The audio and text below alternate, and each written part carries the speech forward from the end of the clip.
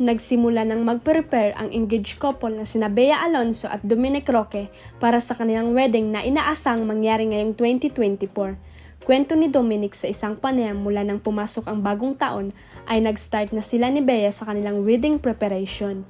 Ayon sa binata, pareho na silang super excited ng kapuso aktres sa kanilang pagpapakasal at talagang hands-on sila pareho ng kanyang fiancé sa paghahanda ng lahat ng kakailanganin. The wedding is happening outside Metro Manila. The guest list is not yet complete, but our best friends, families, and relatives are going to be there. Next week, we'll go full swing with the planning, pahayag ni Dominic.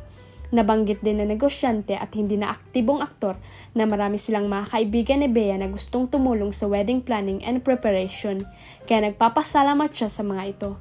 Inamin din ng binata na may mga pagkakataon na naaasar sa kanya ang kanyang future wife dahil feeling daw nito ay hindi raw siya masyadong hands-on sa preparation.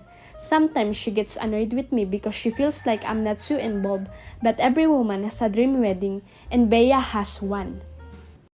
Pagtatalo or minsan may inis nga siya sa akin kasi parang feeling niya mas hindi ako hands-on dun sa pero yun nga, tinanong ko sa mga kaibigan kong lalaki, ganun din naman sila eh. So, it's just normal. Yeah, it's normal. Siyempre, it's more of her dream wedding na iba yung babae kasi may parang fairy tale wedding silang naiisip habang lumalaki sila. So, yun, meron din siyang ganun.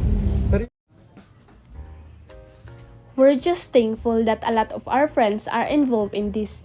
It's her dream, so I'm giving it to her. We're doing it together, pahayag pa ni Dominic. Kamakailan lang magkasamang nagbakasyon ang magjowa sa Japan at base sa kanilang mga Instagram photos and videos, talagang in-enjoy nila ang cold and snowy Sapporo weather. Isa sa mga binisita ni Bea at Dominic doon ay ang Mount Moa, kung saan inilalak ng mga couples ang kanilang pagmamahal sa isa't isa.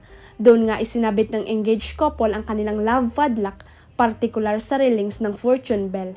Dom and I decided to be cheesy and get ourselves a love lock and put in the railings, ang caption ng kapuso aktres sa kanyang IG post.